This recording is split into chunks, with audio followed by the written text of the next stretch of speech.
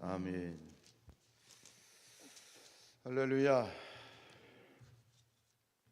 이 새벽에도 이 한 주간도 하나님의 큰 은혜가 함께 하시길 축복합니다. 자, 오늘 우리가 21장의 이야기, 다윗이 우리가 알고 있는 다윗의 일생에 있어서 다윗이 결정적인 몇 가지 좀 큰 죄를 지었죠. 그 삶이 참 늘 하나님 앞에 신실하고 또 경건하였지만, 그러나 다윗도 인간인지라 하나님 앞에서 큰 몇 가지 대표적인 그런 죄를 지었는데, 제가 볼 때 한 두 가지 정도인 것 같아요. 그죠? 밧세바 사건. 이 밧세바 사건과 함께 또 한 가지 대표적인 죄가 있어요. 그게 바로 오늘 이 인구조사를 한 거예요. 1절에 보면 이렇게 시작하죠. 사탄이 일어나 이스라엘을 대적하여 다윗을 충동하여 이스라엘을 계수하게 하였다. 그래서 그때 군대 장관이었던 요압을 시켜서 이제 가서 인구 조사를 해라 그랬더니, 이 요압조차도 뭐라고 얘기하냐면, 왕이셔 이러면 안 됩니다. 여기서 이러시면 안 됩니다. 인구 조사를 하는 것은 하나님께 죄를 짓는 겁니다. 그러니까 요압조차도, 신하조차도 그것이 하나님 앞에 죄라고 하는 사실을 알고 있었는데, 결국은 이 다윗이 결국 그 마음에 어떤 순간적인 이 죄에 이제 사로잡혀서 결국은 인구 조사를 하게 되어지는데, 우리가 이게 전체적인 어떤 이 역대기라고 하는 책을 보게 될 때, 이 역대기에서는 될 수 있으면 다윗에 관련된 부정적인 사건들은 삭제하고 있어요. 이 사무엘서라고 하는 말씀과 이 역대기 말씀을 비교해 보면, 앞에서 사무엘서하고 결정적인 차이는 뭐냐면, 그냥 어떤 그런 부정적인 사건들, 예를 대표적으로 이 사무엘, 이 역대기에 빠져 있는 그러한 사건이 뭐가 있냐면, 이 다윗이 사울에게 쫓겨다녔던 10년의 그 도피 생활이 없어요. 그리고 결정적인 사건 뭐가 없어요? 밧세바와의 이 사건이 없어요, 이 역대기에는. 그러니까 이 역대기의 이 저자는 이제 포로 귀환 후에 이스라엘을 이제 재건을 해야 되는 상황 가운데에서 그 재건의 중심을 다윗 왕조에 두고 있는데, 그 다윗에 관련된 될 수 있으면 부정적인 사건들을 다 뺍니다. 그렇게 해서 이제 기록하고 있는데, 그런데 그런 어떤 방법으로 봤을 때 오늘 이 역대기 저자가 이것도 빼야 되거든요. 결정적인 부정적인 사건인 이 다윗에 관련된 이 인구조사라고 하는 이 교만의 죄도 빼야 되는데, 근데 역대기 저자는 이걸 빼지 않고 기록을 하고 있어요. 그것은 분명한 목적이 있는데, 표면적인 이유는 뭐냐면, 여기 이제 우리가 쭉 이야기를 보면서 알겠습니다만, 이제 그로 인해서 다윗이 이제 죄를 짓고 인구조사를 하잖아요. 그 인구조사를 하고 난 다음에 또 깨달아요, 다윗이. 그리고 회개를 합니다. 제가 죄를 지었습니다. 그러나 그 죄에 대한 대가는 또 지불해야 되는 거거든요. 그래서 하나님께서 갓 선지자를 통해서 세 가지 중에 하나를 선택해라. 네가 3년 기근, 두 번째는 3달 동안 적에게 쫓겨다니는, 그러니까 전쟁에 패하게 되는 거고, 세 번째는 뭐죠? 3일 전염병. 셋 중에 하나를 3년이냐 3개월이냐 3일이냐 그 중에 선택하라 라고 했더니, 다윗이 뭘 선택합니까? 3일 전염병을 선택하지요. 짧으면 뭐 다 좋을 거라고 생각을 했는지 모르겠습니다만, 결국 그 선택 때문에 3일 기근으로 7만 명이 그냥 전염병으로 몰살을 당하게 됩니다.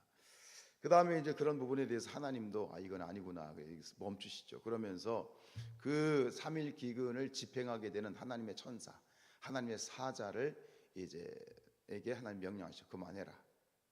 그만해라. 그런 가운데 이 다윗이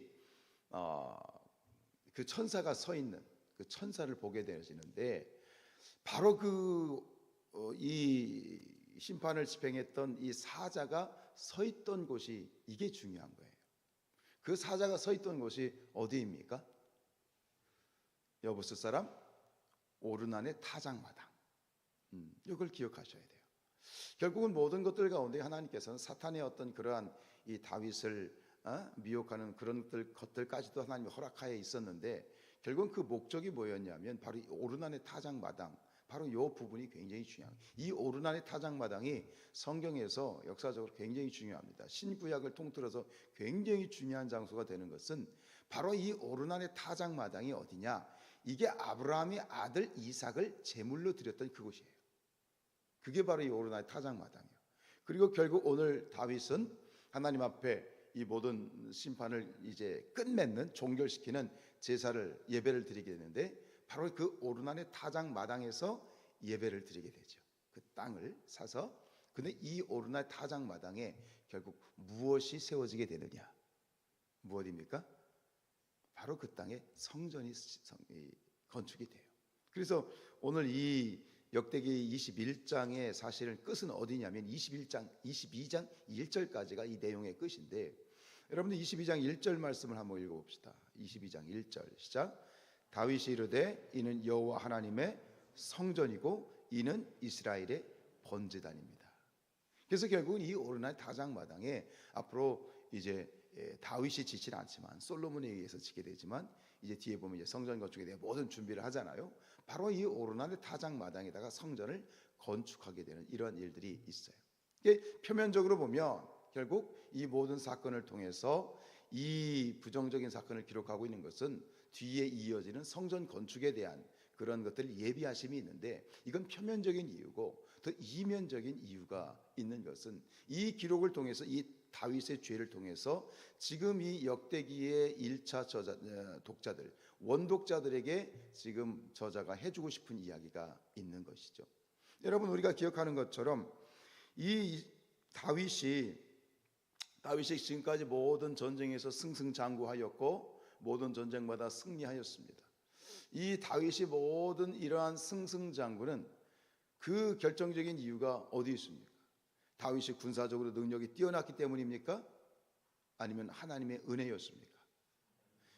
그렇지요. 이걸 우리가 다시 한번 기억해야 되는 것은 지금 이 포로 생활이 끝난 이 포로 생활 직후에 이스라엘을 재건해야 되는 그런 이스라엘 백성들의 숙제가 있어요.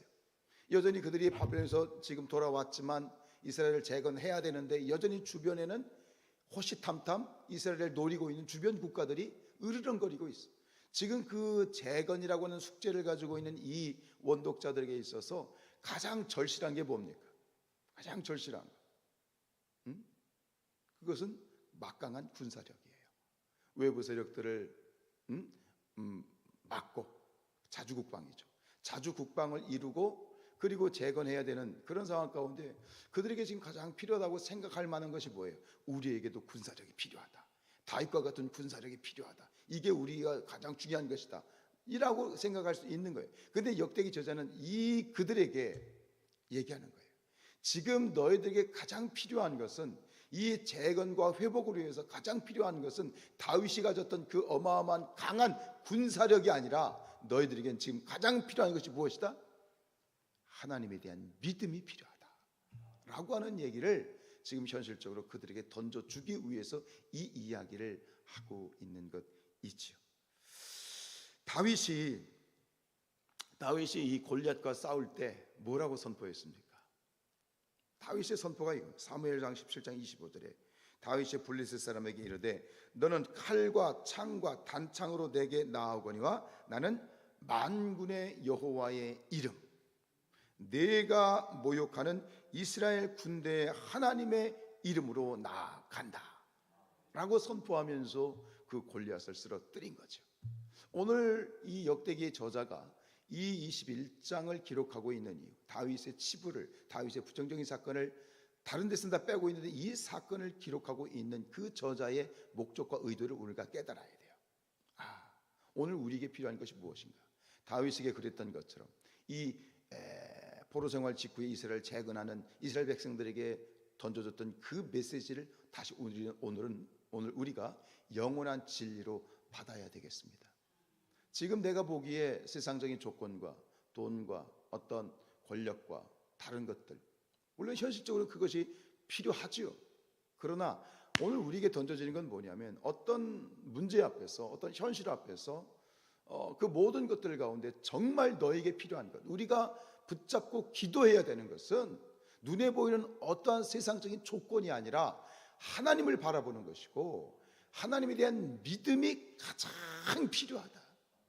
그 믿음을 위해서 기도하고 그 믿음을 점검하라 라고 하는 진리를 오늘 우리가 영원한 진리로 받아야 될 줄로 믿습니다. 오늘 이 새벽에 다시 한번 점검하십시다. 내가 하나님에 대한 믿음이 흔들리고 있지는 않은가?